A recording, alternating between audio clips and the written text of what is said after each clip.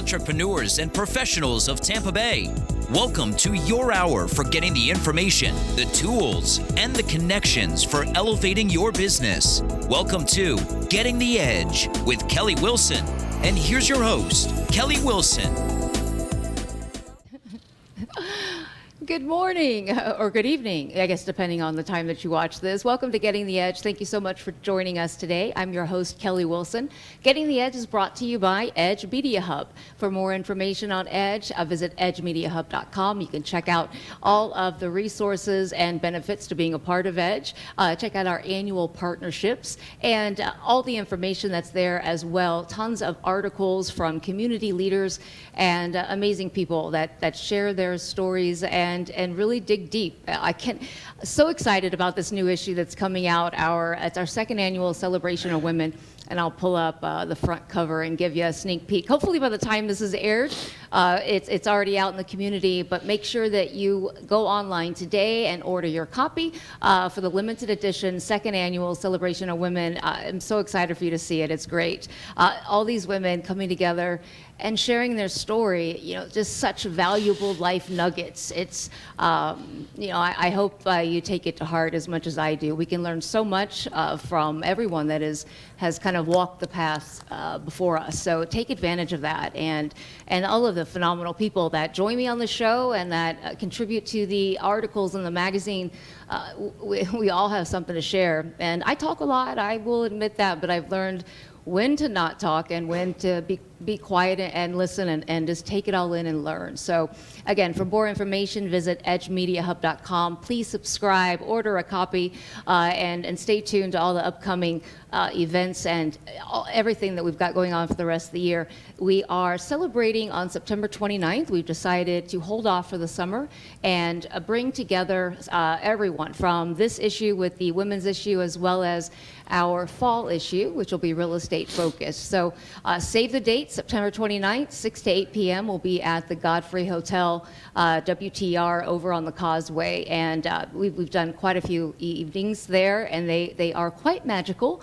And Edge brings, these launch celebrations could bring, I think our last women's celebration had almost 400 people that attended, which is another reason I'm waiting till September. So again, find out more information at edgemediahub.com and get involved, become a partner, and join the hub. So excited. I'm always excited for our shows, but I look forward to them even more when I can come in and know that the 56 minutes is going to fly by, because great conversation, as always, but even more today. But Dan Bavaro, founder and CEO, president, what is your... I don't really hone in on the title. Yeah, I'm not a title guy, but I guess founder, CEO of Bavaro Hospitality. So. Yeah, if you have not been to Bavaro's yet, I highly recommend you get there, because, oh my goodness, I'm addicted, and you... That penne vodka. Yes. Do you sell that one yet? No, we don't. Yeah. Just the process is just not possible to jar it and sell it. Yeah, I remember. Plus, it's the secret to keep people coming back to the restaurant. Is that right? It's the only place to get it instead of some of our other sauces, Whole Foods, Fresh Market throughout the state. But the penne vodka is inside the store. Well, I will say too, it's a great environment. I've been both to the St. Pete location as well as the downtown Tampa location. Correct. In Franklin, which was your first one. Yeah. And I think each time I'm there, I think of Frank Sinatra, because I think one time Frank was playing. Yeah. And it's just that ambiance. It really is it's a really quaint, cozy, spot. It's a hole in the wall. Yeah, I like it, but it's got a great vibe. Thank you. 2009, we were just talking about when that opened. Correct. Yeah. March of 2009. Wow. It's unbelievable. So going into our 13th year. Congratulations. I tell people all the time that, we were originally going to open this concept, my wife and I, in New York or New Jersey. And then we decided, because I had sold my last business, which was luxury transportation.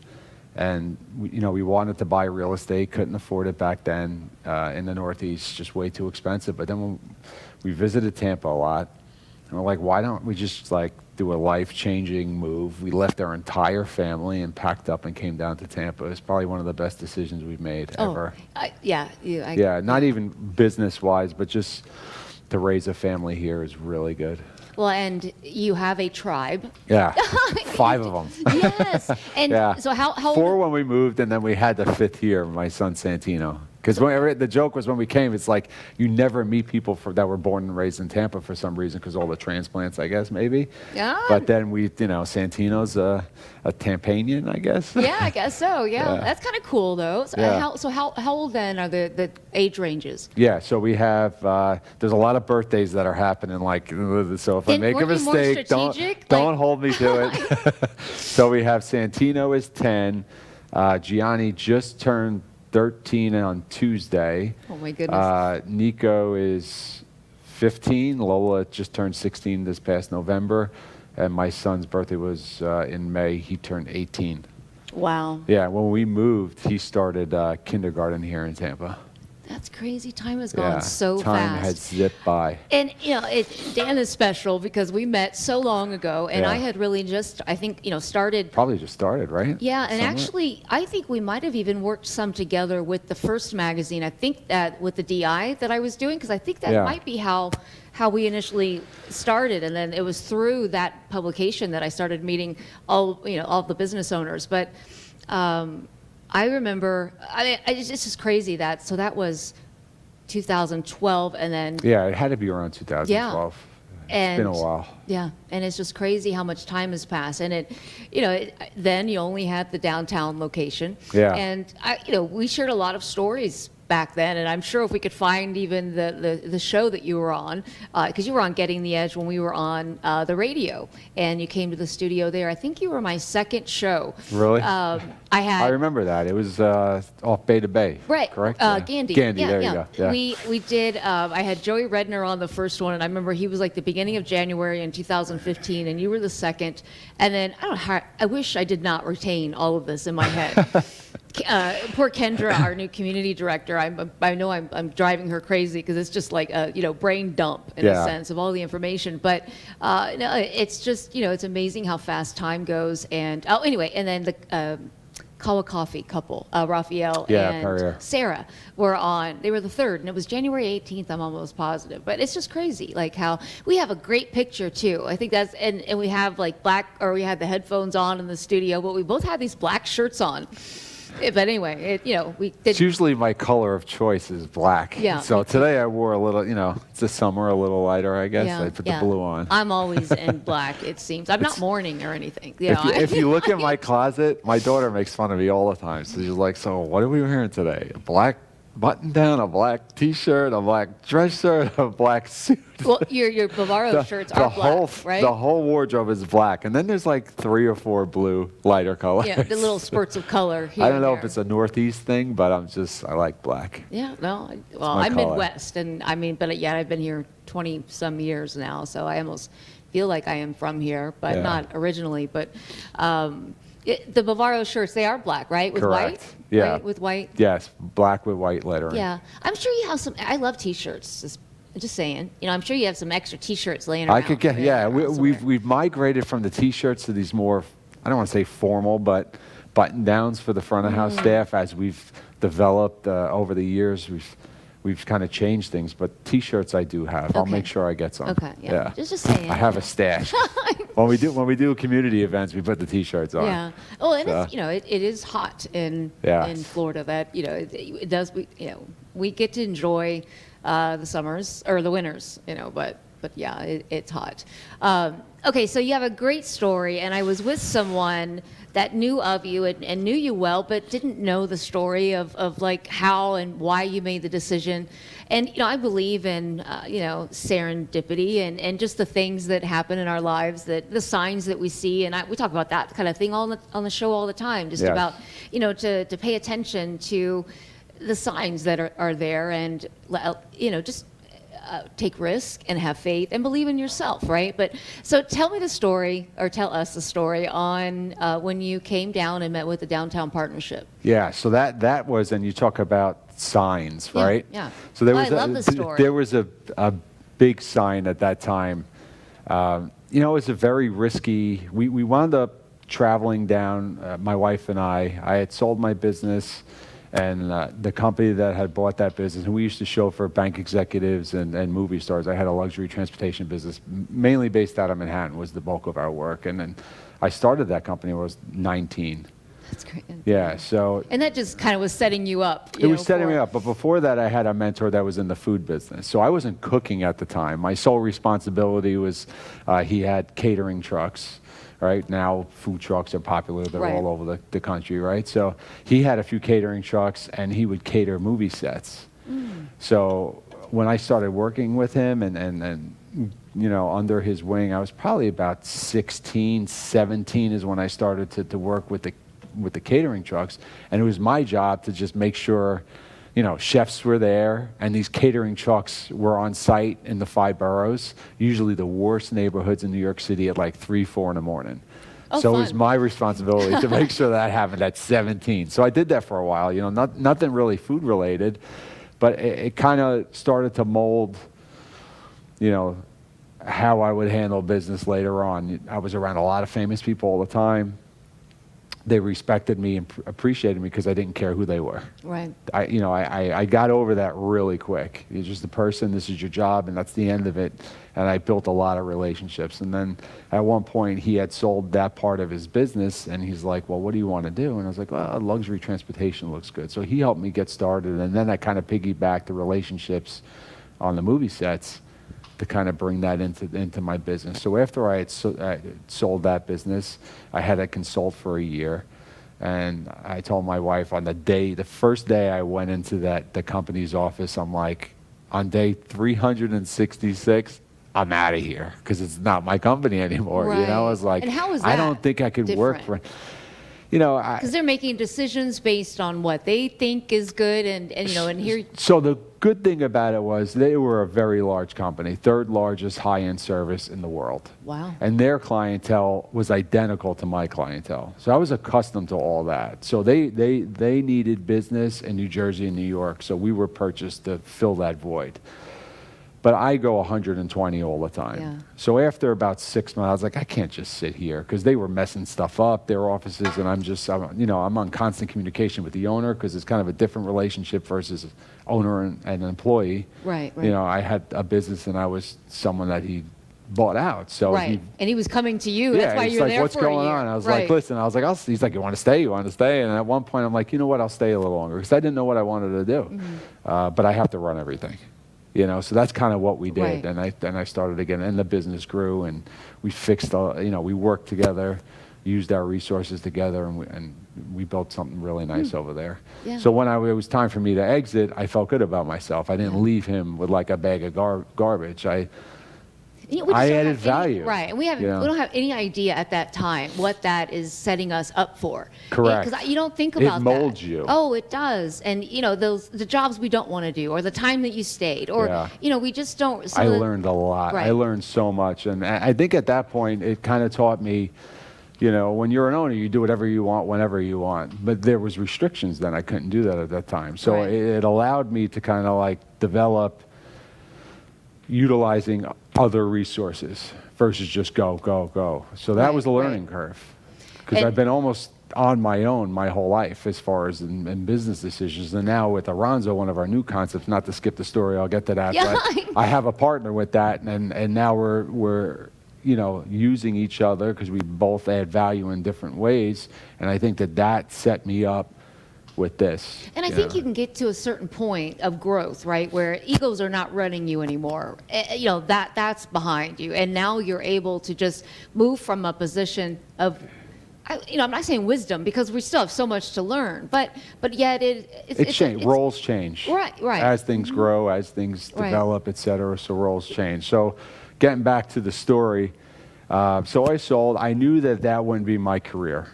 It wasn't my career to run this gentleman's company. I had to go find something on my own. So I wanted to get back in the food. I wanted to do something that had passion, that had culture, something that I could connect to.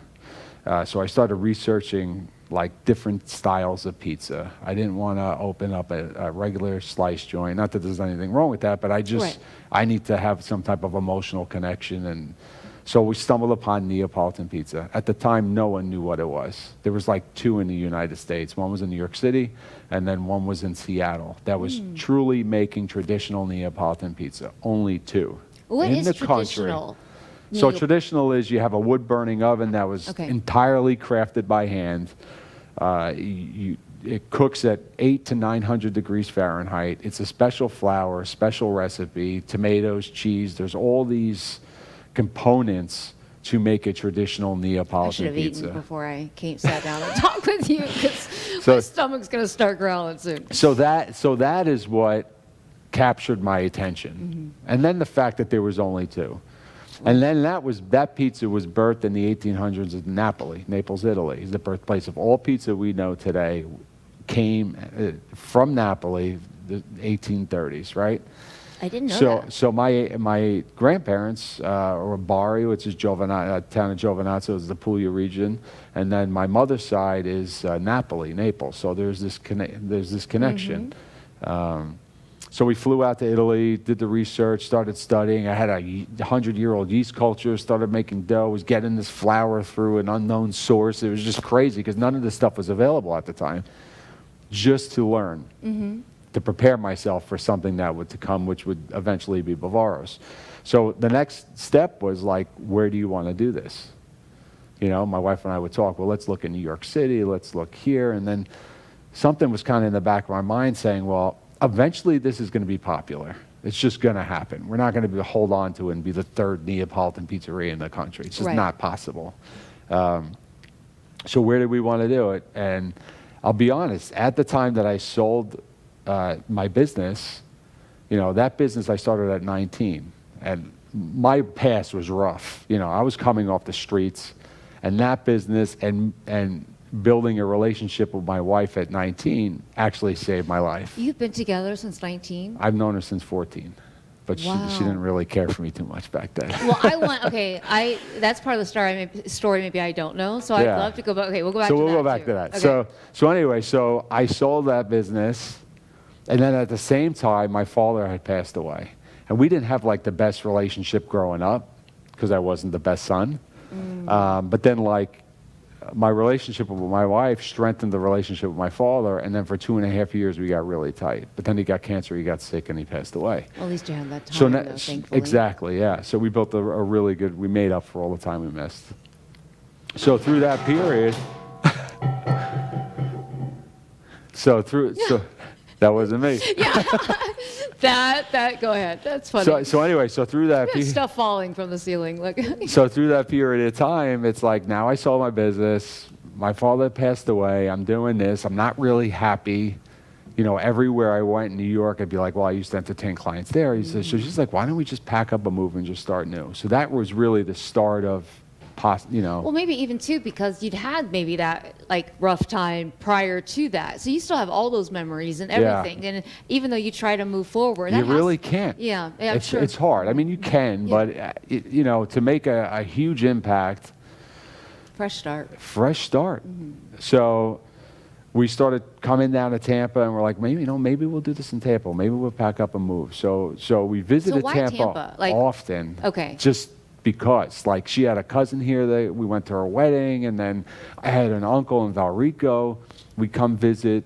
It was always beautiful. It was the beach. It was a good 3-day getaway from the Northeast. So we had a connection. So we visited Tampa to look at spaces. We were thinking about like Apollo Beach. I didn't know anything about downtown. So as we started to drive on that side of that side of the area, I'm looking over and I see these buildings and I'm like, what is that? So I started researching, and it was downtown Tampa. Yeah, because it's not that big. Yeah, especially then we have. There was like 2 buildings at the time. So then I find out about Downtown Partnership. At the time, the president was Paul Ayers. So somehow I got connected with him, and I said, look, we're leaving tomorrow at 12. We want to check out downtown. And he's like, I'm the guy to see. So we met up downtown by Franklin Street somewhere. Because at that time, there were no restaurants, right? For lunch. Very few restaurants. They were only open for lunch. They were only open. I knew there was, okay. But no residential living. 4 o'clock, downtown Tampa, the lights shut off. Everybody knows this. back then. Yeah, this is '07 now. Right. So now we're touring downtown. Well, and we had just come off an economic downfall. We were just going into it. Oh, that's right. Yeah. Okay. Just going into Okay, it. So yeah. we're walking around, and I'm coming from like red carpet events, Manhattan. You know, it's crazy, a lot of people, and we did all 3 blocks of Tampa, and I'm like, so he looks at us, and we're like, we're running out of time, we got to go, and he's like, before you get on that plane and say no and go back to New Jersey, New York, you know, come up to my office. So we go up to the office of the Downtown Partnership. He brings us into this boardroom. And he's in the Sykes building. Yeah, one of right? the buildings. Yeah, I couldn't the beer tell you. can looking. That's is right. what That's the- where it yeah. is. So we go into his boardroom, and there's this huge 15-foot, boardroom table, and all glass windows overlooking. That's why I mentioned the building, because I It's can only beautiful. imagine what it looked like up So there. we walk right? in, and we're like, wow. And then the table captures our eye. And on the table was a cardboard structure of downtown Tampa, what it looked like today. He said, look, he's like, I know down there that walk wasn't all that impressive, especially coming from the Northeast and being in Right, the what New you're York accustomed to. environment, Right, right. He's like, but if you have a vision and you could see 5, 6, 7 years down the road, this is what we're going to do with downtown Tampa. And we And that looked was at before the Riverwalk. Oh, and, 07. I mean, you're right, before right. everything, right, Curtis Higginson, right. like none of it. So we said, okay, great, thank you for showing us. We got down the elevator, and I remember clear as day, I looked at my wife, it was just me and her, and I'm like, if we do this, we're going to be beyond broke for at least 7 years. Beyond. Beyond yeah, broke yeah. for 7 years. Yeah. Well, Unknown, right. potentially losing everything that we, have gotten from working through the transportation and all the stuff that we built. And you are accustomed to now, and a lifestyle. Correct, and a lifestyle, which was at the And time. you have 4 children. 4 children. Our entire family is up north. Right. No one really down here except an uncle and a cousin that we'll probably rarely Yeah, it see. was crazy. So we go back and we're thinking about it. So we connected with the Doring Group, and they showed us the Franklin Street location. And then we were in the process of buying it, and then the financial situation got worse. So it took us a while to close on that property. So now we own 514 Franklin Street, our condo, let's say, because it's in a bigger building. Oh, you do? So you do own that? Yeah, really? we Oh, own that. So that's- that was the number one thing. Was Right, we right. were going to buy. We Actually, weren't going to as rent. many business owners and wonderful, amazing people that we've sat down and talked with me, that's the one that regret that many have if they have not purchased the real estate. Yeah, all of them Yeah, say. it's buy tough real- because buy- then you buy lose the- control, and people want to, Well, and then, you've had a business 30 years, and you're still having to negotiate leases, and they, if you want to stay, they dictate you, Yes. if you're... If you're successful, Right, they right. crank it up. So at that time, we're like, so we're sitting on this piece of real estate. I'm doing very well with this company. They're treating me like gold. So you bought the real estate before? 07. Okay. And we Before sat you'd on it. Okay, I didn't realize that. Yeah, so we purchased it, and then I had developed it. I didn't even have a concept at the time. I knew it was Neapolitan Pizza, but I didn't have like a business plan, nothing. We just wanted to get the dirt because it was at a really good price in an And area that was we know we wanted. Pre-crash, right? So Just as it started. right. And I saw But it the pricing coming. was still good? Pricing was good. I saw a lot of it coming because we drove a lot of these financial institutions, senior executives. So they were like, AIG had an event in San Francisco. It was like $80,000 of transportation over a course of like a week, right? Canceled. All this stuff started canceling. So I'm like, all right, transportation is going to take a hit. This is really something big. So I knew something was brewing that was going to be worse because this was happening before all the news was getting a lot of And this so stuff. that was during the year that you were consulting? Correct. Right? Okay. So, Wow. so anyway, so now we're on the fence. I'm doing well. Now it's like '08, and it's time to, all the plans, everything's designed. We're ready to do construction, and we're on the fence. Do I walk away from this career, all this pay, all these kids, very good at what All I these do. responsibilities and all these obligations, responsibilities, right. and then go to Tampa to make pizza. It does sound crazy. Sounds crazy. Yeah. Everybody and their mother told me that you are out of your mind for leaving. Well, how are you even How could thinking about how this? could they not Let say it- that? How could they not? Yeah, it's fair. It was, right. It's a valid, Right. you're out of your mind. In '09, economy tanking, But what is so amazing about this story is your belief in you, and that no matter what, you saw something. I got a sign for you. Okay. So here's the sign. So the last trip to Tampa. Is this a newspaper? Yes. Okay, this is, yeah. I told my wife, I said, look, I got to go one last time. It's either yay or nay after this trip. She's like, go. She's like, figure it out. I talked to my best friend. He's like, Danny. It's great that she's so, working. Yeah, she's you're right. That's very supportive. Yeah, she sounds like a very special woman. My closest friend that knew me through all phases of my life, his name's Joe Bolito. He said, Danny, he's like, I know you very well. The only one who's going to make this decision is you. Yeah. Go down there, figure it out. So I go down, I'm walking around downtown, just looking at stuff, check the space out, met with the contractor. I mean, like, they're just waiting for me to say go. And I was on the fence. So I get to the airport, and I'm on the phone with Joe. Because you're about to head back home? About to get on the Right. plane, JetBlue. And my head's down, and he's like, you're gonna get a sign, something's gonna tell you that this is what you got to do, and only you could know. And he's very close to my wife too. He's like, Anna Maria's gonna support you, but if you have to be 100% in. So before I board the plane, because you'd pretty much decided at this point. I mean, I was on the fence. Yeah, that's so funny. Yeah. I'm on the phone, head down. Before I board the plane, I look to the left, and there's and the Northeast is called Hudson News, but one of the newsstands in the airport at Tampa International. Yeah, it was either the Tampa Tribune. Something like that, one of the little yeah, stores. And there's a magazine like this, Food and Wine, and on it was a picture of a Neapolitan Pizzeria from one of the two places that brought Neapolitan pizza to the United States. And that's Una Pizza Napoletana in New York City. He's famous for what he did for the movement of Neapolitan pizza. So I'm like, that's it, that's the sign, and then that was history. On my 30th birthday, 2008, it was Joe Bolito, my good friend, our dog, we had a boxer at the time, 100-year-old yeast culture that we make our dough with that I got from Italy that I had for a few years, and me in a U-Haul truck with my wife, mother-in-law, and 4 kids behind us driving to Tampa. That's how I celebrated the 30th birthday. That's crazy. It's crazy. And after you saw the newspaper, didn't you make the phone call then and say, we're doing it? Yeah, we're going to do it. Yeah, that's got it. on the plane, and it's like, all right, let's just plan. And then you can just strategize. And then, once you kind of, I love that. Because again,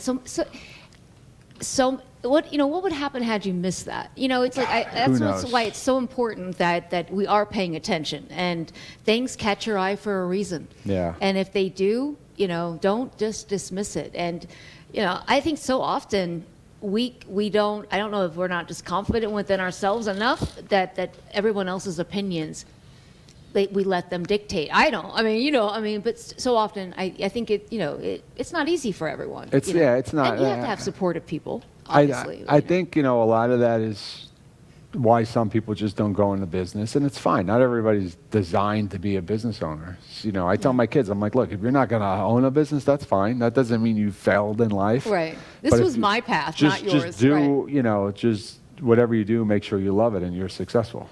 And that is it. Right. And give and if you're a piece of that pie to get someone else's company that's supporting something good, up and going or above and beyond, then that's success. You don't have to be at the helm. The helm is rough. Yeah. Not a lot. Everybody's built to take the consistent punishment. Right. And a lot of people just don't want. Do we just like the punishment? I think maybe we just enjoy the torture. I'm not sure. It's because I do. I mean, not that you enjoy torture, but I guess you just used to. You go at a certain speed, and that's it. You just go. And I think the more you enjoy what you do, and the more things come together. I think you're determined when things are tough in the beginning because you're frustrated and it's so challenging, right? But even then, once things start to flow, either way, or you're encouraged and and excited, just about pushing. Yeah. It has. Constant I push. am at a point in my life where my children are older, and in fact, when I kind of started in the last 10, 12 years on this journey, my youngest was 11. I mean, so I still had her at and I was happily divorced, so I did have some breaks when she was with her dad, but it must be tough going at the speed you go, and then but yet having a wife to make sure that you're giving your time to, and 5 children. Yeah. And animals. I'm in the home, and just because I'm like I said, It's balance. If you saw my Google calendar, you'd be like, the guy's crazy.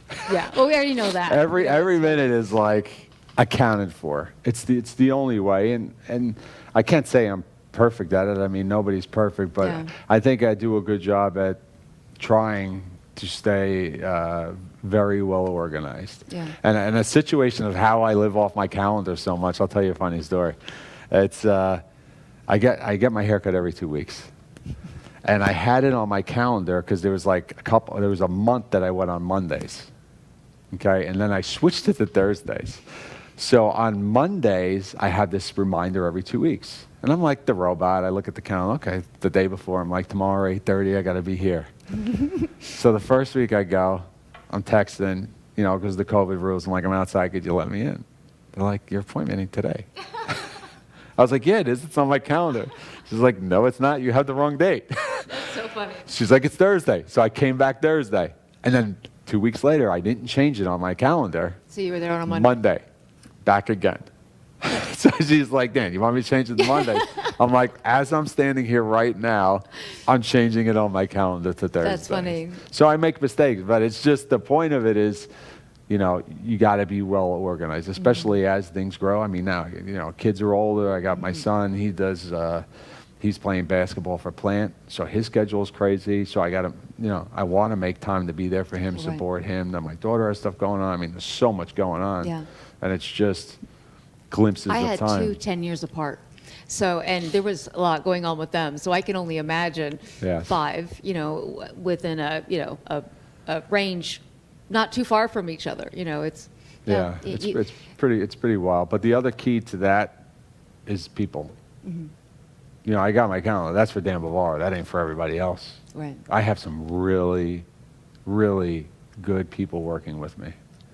And if I didn't have that, I would have no luxuries of going to the basketball game at 6 o'clock or taking my daughter to, a fitness class at 6:30 in the morning. Right. You have to. The only way that is happening is because I have some really smart people working with me. Yeah. I'm learning that as well. And that is the most hardest. That's It's tough. That's the hardest thing to find. And yeah, when you do, you treat them good, and you're happy to have them. It's I think delegation's also been difficult. I think for so long when you have, you don't want to give off as much as you can, but certain things I think you hang on to, and I don't know, that's been difficult for me, is like trying to delegate, and but not so much anymore. It's because there's so much. Well, I mean, I think it comes down to, look, when you started the magazine, I mean, just as Bavaro's has developed over the years, I mean, look at what you've done. And you can't do it all on your own. Yeah. It's like in the beginning, you do everything. Like when Right. we opened Bavaro's for 5.5 years, I think we were open 5 or 6 days a week at the time. I made the pizza. I made every pizza for 5.5 years. Yeah. Like, just think about all the time, like a blink of an eye. Kids grew up, this, that, and I wasn't there for every occasion, because if Right. that restaurant was open, Dan Bavaro was there. Right. It was after that 5.5 years, the light switched, and I'm like, let me see what I could do with this. Yeah. We had enough people at the time to start looking for more opportunities. And then, as time goes on, you could kind of like swivel things around. All right, I could find time here, I could go to this, I could go to that, Yeah. and still operate the business. But, as you grew, you had to let go. Otherwise, you can't do all this. No, What are you going to do? Record, Yeah. edit, post? It's impossible. That's why I used to see me. I love Dunkin' Donuts, and I always think, there's a way I can make the donuts and run the drive-through and clean the tables off, and it's you just can't do it, and I don't know. I think for a long time, we try, and for me, I had made so many decisions on hiring that were not good. I looked for people that I would be close to. I hired based on who I thought it's not necessarily who was best at the job. I was always thinking they would learn, or I could help them, and that is not the right mindset. And it really wasn't until I learned that and realized not to hire that way. But what's funny is that even though I have hired not that way, and especially this last time, it ended up, I mean, she's great, like, and we're as close as ever, as if I would have chosen her for the friend thing. But no, I mean, so it's tough. Right. So that is not my forte. I've hired, I've made some interesting hires in my time. No, again, I think the older I get and the more I know, the more I realize I don't know. But also, I do try to learn from what I never want to. I'll make a mistake once. I don't want to make that mistake again. It's, I want to learn and grow from it. So then it's not really a mistake. It's a lesson. I say this kind of often, and it's not like I invented the saying, but it comes down to a confidence level, right? I've learned to be confident enough in myself so I am not the smartest person in the group. Right. Because if I'm the smartest one in the room, right, we got a big problem. It's true. So if it's marketing, it's like, look, right. My role is to make sure we get the best person in that, and then trust and provide, resources and support, monitor to make sure we're doing good. But it's like, that's not my forte. Yeah, and that's another mistake that I've made was not providing the resources that they needed, the tools. For me, it's easy for me to bring the whole community together and do things, but to manage one-on-one has never been good for me. And it's difficult for me to say what to do. And unlike a lot of companies where you have a standard processes and systems, when you create your own business, there's none of that. Yeah. You create it, and I had some of it, that I have followed, but not to the extent that someone could really succeed with what I was giving. So those were issues. Again, I learned. Yeah. You want to set people up to succeed, right? And because otherwise it's a waste of time and money. So, but lessons learned, and that's part of the journey. And I think getting to the point where you can appreciate the journey, and not just wait for whatever you think to be successes, and learning to celebrate the small successes. And anyway, it's easy not to, because you're so consumed in the day to day. Someone had mentioned that to me, 2-3 years ago. COVID, because I'm always on the go, and they know I'm on the go, and it's just like, okay, we're getting this rolling. What's working on the back of my mind, or what kind of projects are other people starting to introduce for us to do? And it's you have to stop and celebrate a little bit. Yeah, I think COVID helped us. There's a lot of tragedy that came out of course. Obviously that last year, but there is quite a, again, I'm always looking for the positive. I'm always looking for the good to come away from something. What can I learn from the situation? But I think that pause in time we'll never get again. No, it's not. I hope not, hope not. And it really stopped us all in our tracks, forced us to spend time with our households. And that is not something that happens. Businesses and the global world is not shut down, and it did. And I think that if you use that time to reflect and just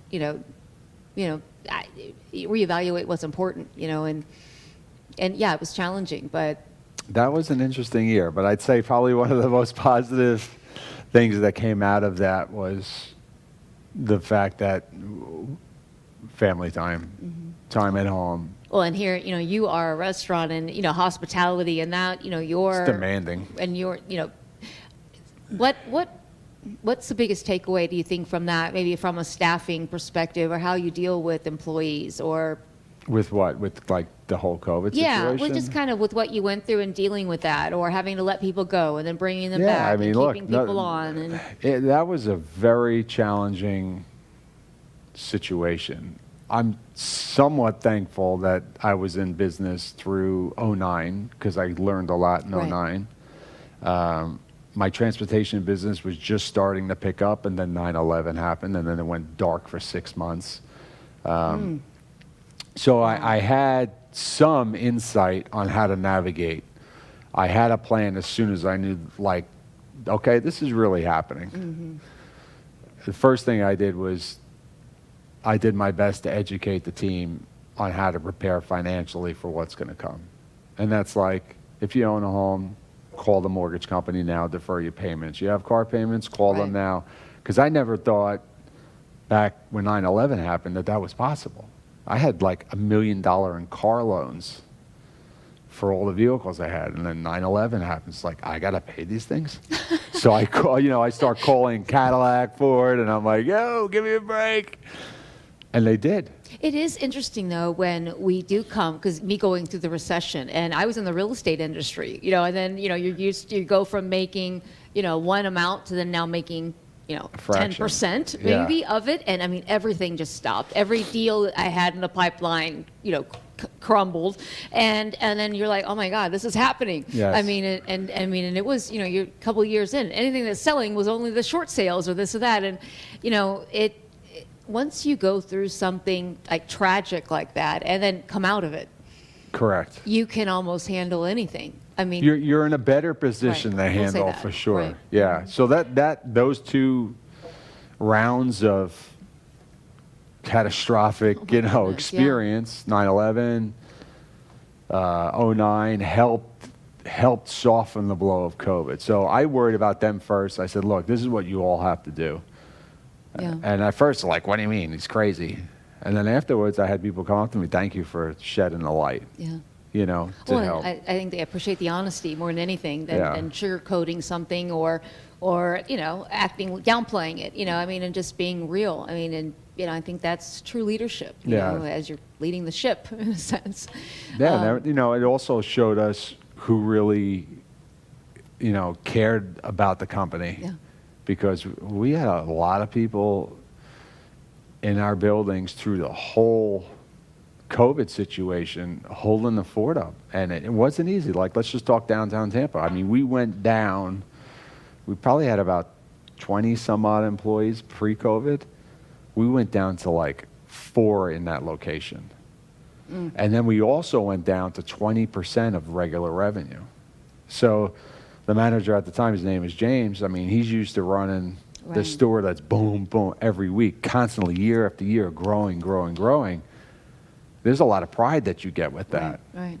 You know what I'm saying? And then all of a sudden, it's like, now he's answering the phones, doing dishes, making salads, making pasta, making pizza by himself, all to go at 20% of what he was doing, like 2 months ago. Well, and that's just like, I think, like at the end of 2019, we were doing great. And we had just come off of that event from like the first women's issue we did. And then February 2020, we had our nonprofit event. And I mean, partnerships were building. We were at the best, it was exciting. And I had invested into data and analytics. And, coming into January of 2020, it just, 2020 was going to be my year. It was going to be a year for a lot of people. And I had hired some people, and I had a team, and oh my goodness, 6 months later, it's down to me again, and the few that have been with me for 8 years. But anyway, it's wild. So tough scenario. Luckily, we had some support. I feel that the government had stepped up and they supported the businesses were able to get what they got, we took care of our staff. We did the right thing. No funny business. No one was buying Lamborghinis like you see all these people getting arrested. Oh goodness, yeah. That I am thankful. It was a lot of times I think the small businesses there was a little something for everyone, I felt, and no one as far seemed to be left out in that to where they so I was thankful, and it helped us survive, and hopefully maybe be in a better position with not only help staying afloat, but also perspective and just what we've learned. Going back, we talked about your younger days. Yes. So before time runs out, and I say, I forgot to go back. So like, what happened? Like why were you so bad? Rogue. Right. Why were you rogue? I think it's Star Wars. I don't know. I mean, it's. So do you have brothers and sisters? Yeah, I have one. I have two older brothers. One's 18 months, and the other one is maybe like 10 years older. Were your mom and dad together? They were. They separated. I think I was 17 or 18 years old when they got separated. So their relationship was never really the best. And you mentioned you were estranged from your dad, so you weren't. Yeah, he didn't care, but he had the right reason to be disappointed in his son. So you just, were you around bad people like that, just, or were you the leader? Some of the yeah, I was kind of the leader of everything. Oh, No, I mean, I'm kidding. You know, I think that yeah. if I have to dial back, there was probably something missing in my upbringing that made me look for stuff elsewhere.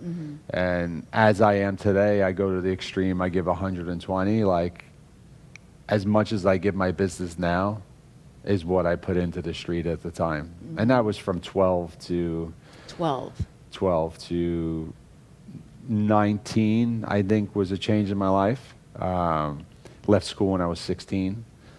Despised school. My principal was good friends with my mother, and he's like, look, either he's going to go or we're throwing him out. So pick one, you know? Yeah, so 16 was rough. Yeah, I was involved. But you already had, so you're at 14 is when you met your wife. Yeah, so we were in, I think, maybe social studies class our freshman year. And I was doing bad things in school, you know, and she was brought up really good family, love, you know. I called them the Coneheads because I didn't know anybody like them. The Coneheads? Yeah. Oh, like from the Saturday Night Live? Like, because it's like... Yeah, that's funny. It's like, who Well, they does had a that? movie, You know, too, who know, you know. Dan Aykroyd and... I think they had a movie. Yeah. So funny. the point of it was like, I wasn't used to like that. Right. Like, we had a great family, aunts, uncles, and all that, you know. But something there in my household probably... There just wasn't that level of respect, maybe? Like, or is it... I haven't really honed in on that too much, but it was rough. I mean, gangs, you know, just everything. Yeah. Getting arrested all the time. I mean, and I enjoyed it. What was the problem? You know? No, yeah. 16, I was stabbed in the throat, almost died, quarter-inch from my jugular. Yeah, it's crazy. And you know, my brother was like, my older brother had come, and he's like, look, one day this is going to be it. Yeah. You know, so I don't know how far you want to push Right. the buttons. And then when you're doing that and you have all this attention, everybody wants to take that from you on the street, just like in business. You know, they say, oh, he's successful. Well, how could I take from this person? On the street, it's worse. It's like, okay, this guy is known all over the state. take him out He's and then- known in New York. You hear what I'm saying? And No, not in a good way. Not in a good way. Right. Back then. Right. And then, you know, And at the that's power, time, I was probably. getting recruited by more organized people, let's say, that said, this guy's talented. He can make us some money. And that's kind of was my world. And then, like, 19, I started to, you know, I met my wife, and it's like going from one side of the spectrum to the other. And I guess she brought some love into the heart. You know, so I was like, okay, what is this? Then She what? softened you a little. Correct. So once you see that, you start to think about What could be possible? Yeah, or like now I have something to lose, whereas before it's like you can't hurt me because I don't You can't care take about anything away anything. from me. Right. You know, so that things started to change. I started to separate. I wasn't totally separated until like 20 and 21, but that year that I was completely cut all my ties of all the stuff I ever did. My business that year generated its first $1 million. So that was like a victory, and it's like, okay, this is your gift. And then 150% of all my energy went into that business. Yeah. You know. I think, you know, she's obviously one of the angels, I feel like, that For came sure. into your life. I've had you a know. few. Yeah, and I was going to say that. You've had quite, I mean, just I've because had quite that's a the way few. things have come together. And Yeah. I was talking to a good friend of mine. She's kind of raising her grandson now, but you know, I think, you know, she's got a 20-year-old grandson, but you know, kids, I don't think there's any certain age. It just depends on them. But so often we just have to pray that we've done what we have done, Yeah. you know, as good as parents, and that they don't do anything, you know, too crazy that harms their future. You know, it just seems like, because it does seem that something terrible almost. Takes 1 second. Yeah, has to change your life. Oh, absolutely. But as I was talking to her, I'm like, you know, I mean, because I'm saying you have to tough love. You know, I mean, at this point you're enabling, you know, and I'm kind of going Correct, through yeah. and I, you know, I kind of went through similar situations with both of mine. Not that they were even bad kids. I just think, you know, just things happen. But, you know, it's unfortunately, I feel like it's something you either need to be the one that scares him and he faces reality, or something terrible is going to happen, Yeah. to shock him, to change, because it's like you getting stabbed in the throat. I mean, That didn't even change me, though. That made me worse. Oh, my goodness. I went from like a level of respect on the street of, say, like so a that was 5 vengeance. a 5 to like a 10 after that. It's crazy. I thought like, oh, wow, I'm done, People aren't going to, because I'm the one who took the hit. I lost that. But my respect on the street, because I survived, went through the roof. I was like almost untouchable after that happened. It was wild. It was a wild time. I couldn't even leave the house without carrying stuff. Or having 3-4 people with me. That is even more a reason why you are, here, and, because I know you don't, obviously you're probably trying to, do to so that your children don't have. They are nowhere near. That's my point. They are now the coneheads. Right. And they'll mess with me. They'll start talking trash, and I just look at my wife. I'm like, they got no idea. They just don't even, and that is a good thing. Yeah. And I see the groups of kids that they hang out with on the basketball team, the kids they go to school with, and because I got the radar. Right. I survived stuff like I shouldn't be sitting with you right now.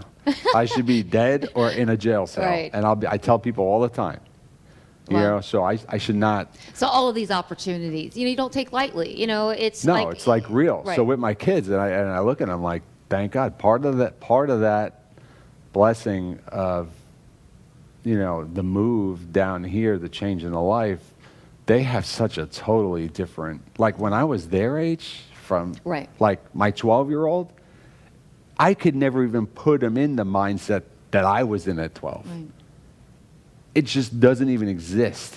Right. And my 18-year-old, the same thing. So it's like all that. So for them, they've got it good. Yeah. Their upbringing was good, and I'll give all the credit to my wife for that. Yeah. I don't done think a great job. I know we've talked on the phone before and we've emailed. I don't know that I've ever met her personally. She's on the background. Yeah. She's like, But yeah, she contributes. Amazing woman. The agreement is like I do my part. Her part is making sure these kids are good human beings. Yeah. They say to me that the hustle, work hard, that's embedded in their mind and the work ethic. But as far as, inside, that truly came from her. Well, and your hard work and ethics, and I mean, and even, you're obviously you're communicating together too and working as a family, but it's just, I've seen you out in the community and I've known you long enough. You just have to have such a big heart, and all the jobs you provided for people, in our communities and beyond. Thank you for not giving up and believing in yourself and getting off, the streets, I guess. And I don't know, it's great to see kind of how you've evolved and what you've, and Gary, Gary, can't forget Gary. Gary, tell me, what's his last name? I know Navarro. Yeah. It's so close to yours. I know. That's it. We Navarro. joke. He'll say that he's the main guy and Bavaro's the knockoff, but I say Navarro is the knockoff of Bavaro. That is and I so met funny. him at that company. He was working for the company that bought my transportation business out. Okay. So I wondered where. We got time for a short story, I'll tell you. Yeah. We have almost 4 minutes. So sell the company. At the time, I had an S500 and the big body. It was an older model, but it was just in great condition. And I had it parked in the car. He's like, who's this guy that has this S500 in the driveway? And the dispatcher told him, that's Dan. We just, bought him out, and he's working with us now. So I had a really high-profile clientele, like I said. And he was from Brooklyn. He had a, very good presentation, demeanor, and, kind of Secret Service-like, because he was chauffeuring at the time. So I told the dispatcher, I was like, I want to meet him. I have some clients that I think that they'll blend. That was my goal, is to match chauffeurs, right? Mm-hmm. So I'm like, have him come into the office. He blew me off. I'm like, where is he? He's like, nah, he took a job. He's going to JFK Airport. I was like, tomorrow I want to see him. Blew me off again. So I come in, I'm like, who is this Gary Navarro blowing me off? So I go into dispatch, and he just looks at me. And I'm like... So he already doesn't like you because of your car. I'm like, cancel every ride he has tomorrow and tell him I want to see him. He was pissed. So I come in, after he just blew me off 2 days in a row, I come into the office, he's sitting in the chair with sunglasses on, in this suit. I sit down, he's like, you canceled all my rides for the day. You took my money. I was like, I kind of wanted to see you the past 2 days. And he's like, well, seeing you, I don't make money. I'm like, how about you take your glasses off? And that was the start of our friendship. See, I respect that. Yeah. You hear what I'm saying? Yeah. And at the end of the day was, he didn't really know what I was looking to do and this and that, and he just wanted to earn. And I said, listen, I'm going to make sure you make really good money. Nobody maybe had done that to him before either. Probably. Why? I mean, why would somebody care if he's, if he looks at you or not, or if he's just a number on a screen that dispatchers are plugging jobs in. But I wanted to create a relationship with someone that I knew of, because I asked around. I never met him, but I asked. I talked to some of the guests he would drive, and it was just always like, guy's on point, drive safe. His reputation within this company was really strong. And he's like, he's doing airport runs. I got clients making $40 million a year. I was like, Jeter.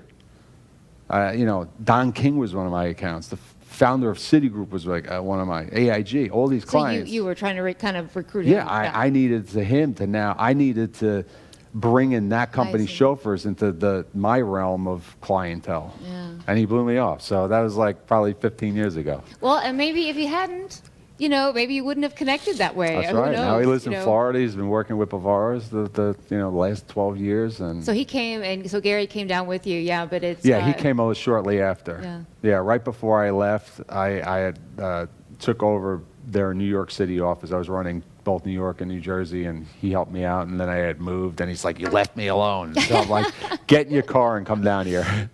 That's crazy. And that's what kind of happened. Yeah, to us, and it's just, again, it's like pieces of a puzzle, right? That are always floating around and moving. See, I told you it goes fast. Okay, so we're just about out of time. Correct. Thank you so much for coming in and talking. Thank you for having me. It's always good seeing you. We'll have to on the September 29th, add it to your calendar, please. Okay. I'd love for you to come. It's been a long time, so September 29th? Thank you, okay, please. Yeah, before you leave, we're going to make sure it's in your calendar, because then I know you'll be there, right? All right, thank you so much. If you have not yet been to Bavaro's, please check out the different locations. We didn't even get to all of that. But bavarospizza.com, check it out. Visit the Tampa, St. Pete location and others. Until next time, never stop dreaming. We'll see you soon.